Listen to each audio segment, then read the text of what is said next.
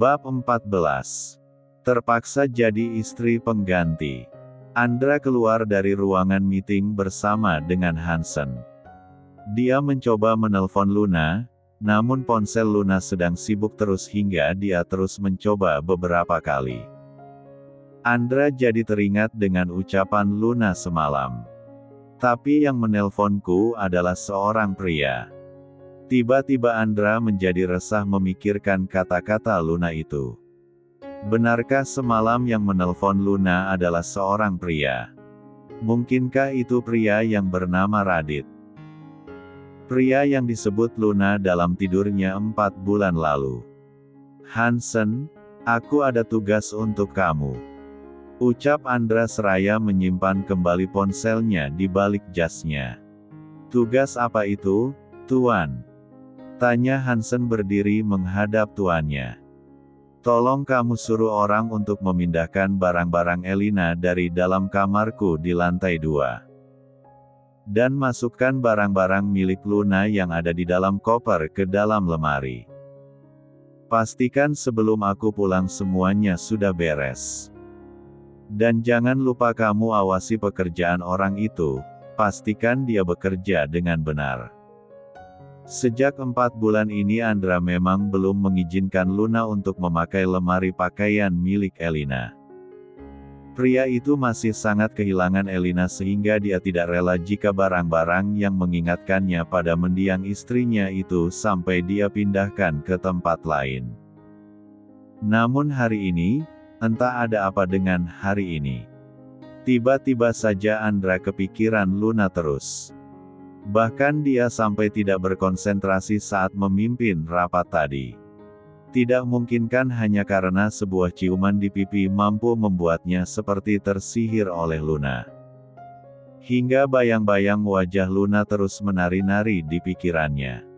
Hansen menganggukkan kepalanya, baik, Tuan Muda. Saya akan mencari seorang pelayan wanita untuk melakukannya. Lakukan sekarang juga. Andra sengaja memerintah Hansen karena semua pelayan di rumah sedang diliburkan oleh mamanya. Kemudian Hansen pun segera pergi untuk menjalankan tugas dari tuannya. Dalam hal ini Andra memang bisa mempercayakan pada Hansen. Asistennya itu selalu bisa untuk diandalkan. Setelah Hansen pergi, Felicia datang menghampiri Andra sebelum pria itu sempat melangkahkan kakinya ke ruangan kerjanya. Kak, ayo kita makan siang bareng. Ajak Felicia. Andra tidak langsung menjawab, sebenarnya dia ingin ke ruangan kerjanya untuk mencoba menelpon Luna lagi. Karena semalam Luna mengeluh perutnya sakit sehingga Andra merasa sedikit khawatir. Dia ingin menanyakan kondisinya. Baiklah. Jawab Andra membuat Felicia tersenyum kegirangan. Mereka makan di tempat mereka biasa makan. Di dekat kantor memang ada sebuah restoran yang menjadi langganan untuk mereka makan setiap hari. Ravandra Harrison, seandainya kamu tahu sebuah rahasia, apa kamu masih bisa setenang ini? Batin Felicia. Saat ini mereka sudah duduk di restoran dan sedang menunggu makanan yang mereka pesan datang. Andra memang sedang duduk dengan tenang sembari mencoba menelpon Luna lagi. Namun Luna tidak menjawab teleponnya. Sebenarnya apa yang sedang gadis lakukan sampai dia mengabaikan panggilanku terus? Gumam Andra dalam hati. Damar yang mendengar suara dering telepon dari kamar Felicia menjadi ingin melihat kamar putrinya itu. Apakah mungkin Felicia meninggalkan ponselnya di rumah? Namun itu bukan suara nada dering ponsel Felicia. Karena penasaran, Damar memegang gagang pintu dan ingin membuka pintu kamar itu. Namun dia tidak jadi membukanya saat melihat Soraya pulang. Rupanya Soraya ingin mengambil barangnya yang ketinggalan di kamar. Akhirnya Damar memilih untuk menghampiri istrinya saja. Dia sampai melupakan dering telepon yang terdengar dari dalam kamar Felicia tadi. Mama ini sudah tua. Harusnya mama malu keluyuran terus setiap hari. Ucap Damar dengan nada tinggi. Dia sudah sangat kesal pada istrinya itu. Entah harus dengan cara apa lagi dia harus menasehati istrinya untuk meninggalkan gaya hidup borosnya. Enak aja mama dibilang udah tua. Papa tuh yang udah tua. Penyakitan lagi. Balas Soraya tidak terima karena dikatain tua sama suaminya. Soraya kembali berkata, mending papa minta Andra supaya memasukkan lagi papa ke dalam perusahaannya. Biar kita jadi ada pemasukan lagi. Biar papa jadi ada gunanya dikit, daripada gak jelas diam di rumah. Damar nampak marah mendengar ucapan istrinya, dia sampai mengangkat tangan kanannya dan ingin menamparkan wajah wanita itu. Kenapa? Papa mau nampar mama. Papa ingat ya, dulu papa yang cinta mati sama mama sampai papa lebih memilih cerai dari Dania. Jadi jangan papa pikir mama tidak berani meminta cerai jika papa berani kasar sama mama. Nafas Soraya nampak menggebu-gebu, matanya memerah karena menahan kesal. Akhirnya dia memilih pergi ke kamarnya sebentar sebelum akhirnya pergi keluar rumah. Sebenarnya dulu Soraya memang sengaja membuat Damar tergila-gila padanya.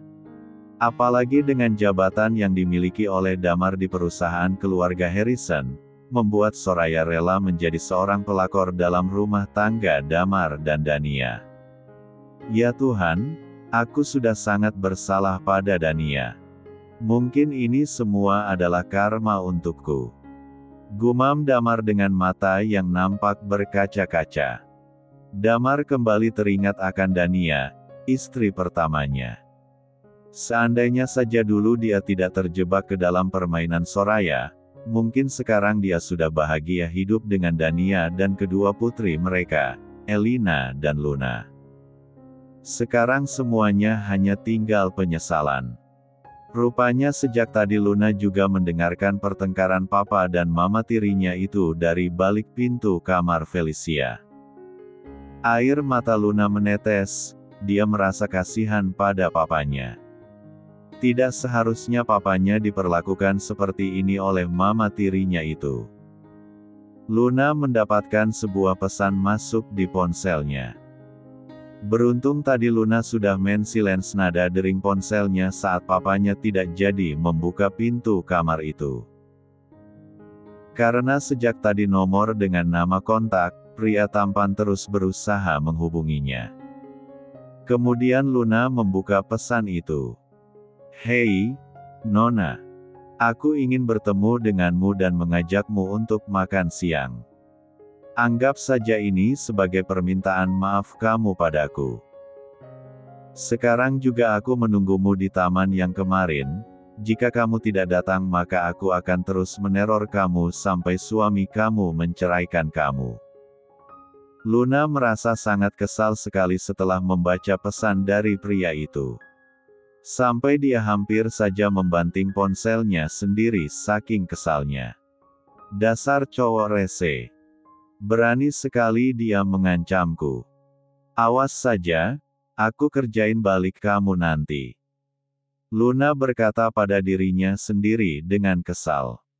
Lalu dia keluar dari kamar Felicia dengan sangat hati-hati. Dia ingin mencari keberadaan papanya. Rupanya Damar sedang duduk di sebuah kursi, di teras belakang rumahnya. Dia sedang memikirkan masa lalunya bersama Dania. Damar sampai lupa jika dia tadi sedang mencari Luna untuk mengajaknya makan siang. Pa, Luna mau pergi sebentar ya. Luna menghampiri Damar. Lamunan Damar langsung buyar begitu mendengar suara putrinya. Pria itu segera bangun dari duduknya dan menatap wajah Luna. Kamu mau kemana? Tanya Damar pada Luna. Luna ada janji sama teman Pa. Luna janji sebelum Kak Andra datang, Luna pasti sudah pulang. Jawab Luna. Damar mengernyitkan keningnya, teman. Memangnya sejak kapan kamu punya teman? Damar bukannya tidak suka jika Luna memiliki teman. Hanya saja siapa lagi yang Luna kenal di kota itu selain keluarganya dan keluarga suami Luna, yaitu keluarga Harrison. Damar melanjutkan kata-katanya, Luna, Papa senang jika kamu sudah punya teman di kota ini. Tapi kamu jangan terlalu percaya sama orang yang baru kamu kenal, takutnya mereka berniat jahat sama kamu. Apa Nak Andra juga kenal dengan teman kamu itu? Luna nampak bingung untuk menjawab. Semua ini gara-gara pria rese yang dia temui kemarin. Namun Luna juga ingin datang ke taman karena berharap bisa bertemu kembali dengan pria yang membawa anak kecil kemarin. Karena Luna tidak mendapatkan petunjuk apapun di kamar Felicia tadi. Iya, Pak. Kak Andra juga kenal kok. Dia temannya Kak Andra dan Kak Andra juga tahu kalau Luna mau ketemuan sama temennya itu. Luna terpaksa berbohong, dia tidak ingin membuat papanya khawatir. Damar menganggukkan kepalanya, ya sudah, yang penting suami kamu sudah tahu kalau kamu mau ketemuan sama temennya. Setelah berpamitan pada papanya, Luna pergi ke taman dengan menaiki taksi online. Dia sangat berharap bisa bertemu dengan pria dalam foto itu lagi. Luna ingin tahu apa hubungan pria itu dengan Elina di masa lalu. Atau foto-foto itu hanya fitnahan Felicia saja untuk mendapatkan Andra. Bab 15. Marvel merasa sangat senang sekali karena dia telah mengancam Luna. Gadis itu pasti tidak akan menolak untuk bertemu dengannya. Aku rasa tidak masalah menggunakan sedikit ancaman supaya bisa bertemu dengannya lagi. Salah sendiri dia mengabaikan panggilanku sejak semalam. Ucap Marvel pelan, saat ini dia sudah berada di taman dan masih duduk di dalam mobilnya. Menaklukkan hati seorang wanita bukanlah hal yang sulit bagi Marvel. Seorang model cantik seperti Laura Pohan saja pernah menjadi mantannya semasa mereka kuliah dulu. Apalagi hanya seorang gadis polos seperti Luna. Dalam sekali kedipan mata, gadis itu pasti langsung kelepek-kelepek. Setengah jam kemudian terlihat taksi yang dinaiki oleh Luna sampai di taman. Marvel yang melihat gadis itu turun dari dalam taksi pun segera menghampirinya. Akhirnya si Nona datang juga. Takut ya kalau aku teror terus? Atau takut kalau suami kamu menceraikan kamu? Ledek Marvel. Luna mendengus kesal. Maaf Kak, tapi aku datang bukan karena aku takut. Aku adalah orang yang bertanggung jawab jadi aku akan mentraktir kamu makan setelah itu anggap saja kita tidak saling kenal. Tujuan Luna datang ke taman sebenarnya bukan untuk Marvel. Dia ingin mencari pria yang kemarin, siapa tahu pria itu datang lagi ke taman hari ini. Marvel mengangguk-anggukkan kepalanya. Jadi siapa nama kamu, Nona? Ngapain nanya-nanya nama? Aku kesini untuk mentraktir kamu makan siang sebagai permintaan maaf, bukan untuk. Luna tidak melanjutkan kata-katanya, dia menjauhkan tasnya dari Marvel saat pria itu ingin merebut tasnya. Kamu mau apa? Mau lihat KTP kamu? Aku mau lihat nama kamu. Kalau kamu tidak mau kasih tahu biar aku cari tahu sendiri. Marvel memang senang sekali memaksa. Apalagi jika yang dipaksa adalah wanita cantik. Iya, namaku Luna. Puas. Jawab Luna dengan sewot, namun nampak menggemaskan di mata Marvel. Aku Marvel. Marvel Ardiansyah. Ucap Marvel memperkenalkan diri. Aku gak nanya. Lirih Luna namun masih terdengar oleh Marvel. Hingga pria itu menyunggingkan senyum di wajahnya. Kenapa? Apa kamu takut kalau suami kamu memergoki kamu sedang jalan berdua denganku? Tanya Marvel karena Luna tidak mau menatapnya. Pandangan gadis itu seperti sedang mencari sesuatu. Marvel kembali berkata-kata, atau jangan-jangan suami kamu tidak setampan aku ya? Makanya kamu takut jatuh cinta padaku. Luna menatap kesal pada Marvel. Jangan terlalu percaya diri. Suamiku itu tampannya gak ketulungan. Seperti artis-artis China yang sedang populer itu. Marvel tertawa mendengar ucapan Luna. Dia menjadi penasaran, setampan apakah suaminya Luna? Apakah lebih tampan dari dirinya?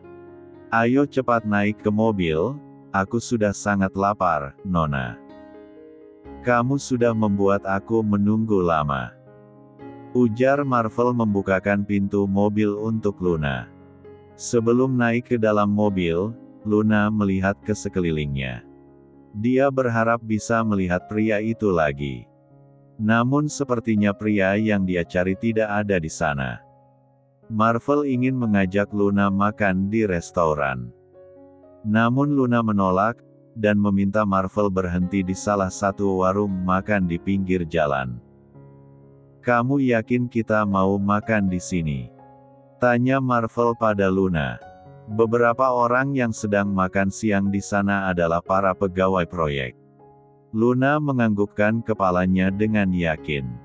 Kenapa tidak? Di sini makanannya enak kok. Tidak kalah dengan makanan restoran-restoran elit. Seorang wanita berusia 40 tahunan membawakan 2 piring yang sudah diisi dengan nasi dan lauk.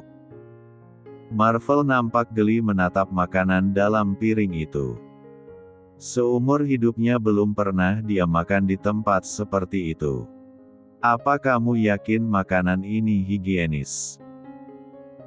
Apa tidak sebaiknya kita makan di restoran saja? Tenang saja, aku yang bayar. Ucap Marvel. Namun Luna menggelengkan kepalanya sembari memakan makanannya dengan lahan.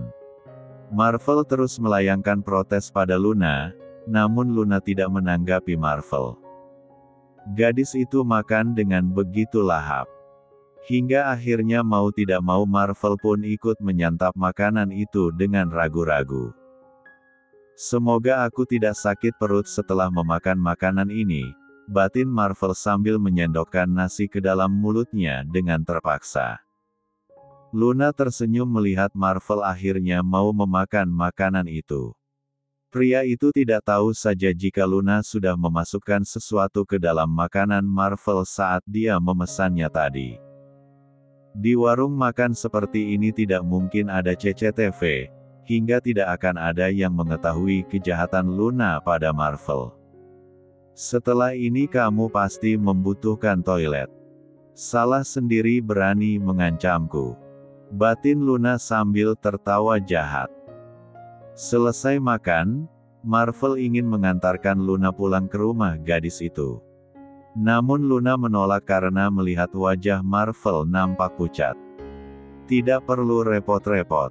Aku sudah memesan taksi online. Ucap Luna sambil menunjuk taksi yang sudah menunggunya di depan warung makan. Lagi pula aku lihat kakak seperti tidak enak badan, sebaiknya kakak istirahat saja di rumah. Luna segera pergi dan masuk ke dalam taksi. Sementara Marvel memegangi perutnya yang terasa sakit seperti diaduk-aduk. Dia sudah menahannya sejak tadi. Malam ini pukul 7 malam. Saat ini Andra dan Luna sudah berada di dalam mobil. Andra sengaja pulang lebih awal karena dia harus menjemput Luna di rumah mertuanya.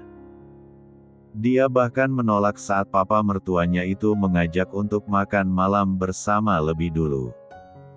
Karena dia ingin makan malam berdua dengan Luna. Apa yang kamu lakukan seharian sampai tidak sempat untuk mengangkat teleponku?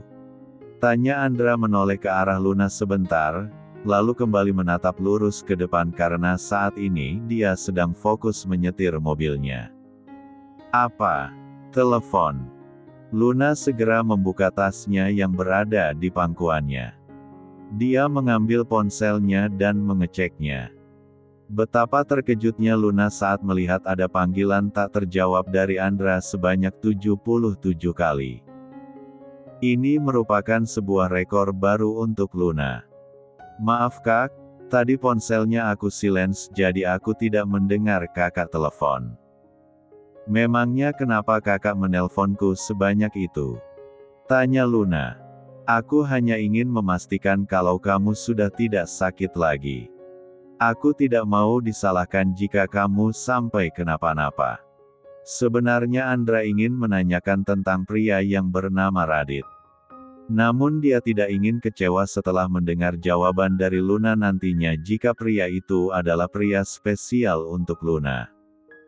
Luna mengangguk-anggukkan kepalanya, sebenarnya dia berharap jika Andra benar-benar mengkhawatirkan dirinya. Namun sepertinya hati Andra memang tertutup untuk dirinya. Apa yang ingin kamu makan untuk makan malam kita? Tanya Andra. Biar aku masak saja nanti di rumah kak. Tapi sepertinya kita perlu membeli beberapa bahan makanan soalnya persediaan makanan di rumah sudah habis semua. Jawab Luna. Tentu saja Nyonya Devina adalah dalang di balik semua habisnya stok makanan di rumah. Dia sengaja mengosongkan kulkas supaya Andra mau menemani Luna untuk berbelanja bahan makanan. Dengan begini hubungan putra dan menantunya itu akan semakin dekat. Akhirnya Andra terpaksa menemani Luna pergi ke swalayan terlebih dahulu. Bahkan dia sampai rela mendorongkan troli untuk Luna. Sungguh hal yang tidak pernah dia lakukan selama menjadi suami Elina dulu. Karena biasanya Elina akan pergi berbelanja bersama dengan salah satu dari 3 pelayan di rumah mereka. Keberadaan mereka berdua tentunya tidak luput dari pandangan para pegawai swalayan, dan orang-orang yang juga sedang berbelanja di sana, khususnya para kaum hawa. Mereka terpesona dengan ketampanan Andra yang mirip seperti artis China, Dilan Wang. Membuat mata para wanita berbinar-binar seolah enggan untuk berkedip saat menatapnya. Itu bukannya Ravandra Harrison. Ternyata aslinya lebih tampan. Ucap seorang pengunjung wanita. Siapa wanita yang datang bersamanya itu ya? Mungkinkah itu saudaranya? Ravandra Harrison sudah menjadi seorang duren 4 bulan lalu. Ucap wanita lainnya. Kabar meninggalnya Elina memang langsung diketahui oleh publik. Mengingat keluarga Harrison merupakan orang yang sangat terpandang di kota itu. Walaupun hari itu pemakaman Elina dilangsungkan secara tertutup, karena mereka sangat berduka hingga tidak ingin menanggapi pertanyaan-pertanyaan para wartawan. Terima kasih ya kak karena sudah mau menemani aku berbelanja. Ucap Luna, saat ini mereka sudah keluar dari swalayan dan baru saja menyimpan barang-barang yang mereka beli di bagasi mobil. Lain kali aku tidak mau lagi. Ini karena terpaksa saja. Jawab Andra kembali bersikap dingin. Luna menganggukkan kepalanya sembari tersenyum, iya aku mengerti. Walaupun sekali seumur hidup tapi aku senang karena suami aku sudah mau menemani aku berbelanja. Dere-dere-DTTT. Dere-dere-DTTT. Ponsel Andra bergetar, rupanya ada panggilan masuk dari Marvel. Ya, Vel. Ada apa? Tanya Andra. Andra, kamu di mana Andra? Udah pulang belum? Tanya Marvel dengan suara seperti sedang menahan sesuatu. Andra menatap Luna, gadis itu juga sedang menatapnya. Aku masih di jalan. Ini mau pulang. Andra tolong beliin obat dulu, Andra. Perut aku sakit banget, udah aku keluarin sejak siang tapi masih sakit. Ucap Marvel. Kenapa kamu tidak panggil dok? Marvel segera memotong ucapan Andra. Udah dulu ya, Andra. Aku mau buang air lagi, Udah gak tahan. Sambungan telepon terputus. Andra menarik nafas panjang. Kenapa Kak? Apa ada sesuatu? Tanya Luna. Andra nampak terdiam sebentar, kemudian dia menganggukkan kepalanya. Sebelum pulang, kita mampir ke apartemen temanku dulu. Dia sedang sakit dan minta dibelikan obat. Luna mengangguk setuju. Mereka kembali naik ke dalam mobil dan mampir ke apotek dulu untuk membelikan obat sakit perut untuk Marvel, sebelum akhirnya Andra melajukan mobilnya menuju gedung apartemen yang ditempati oleh Marvel. Luna, ayo kita turun.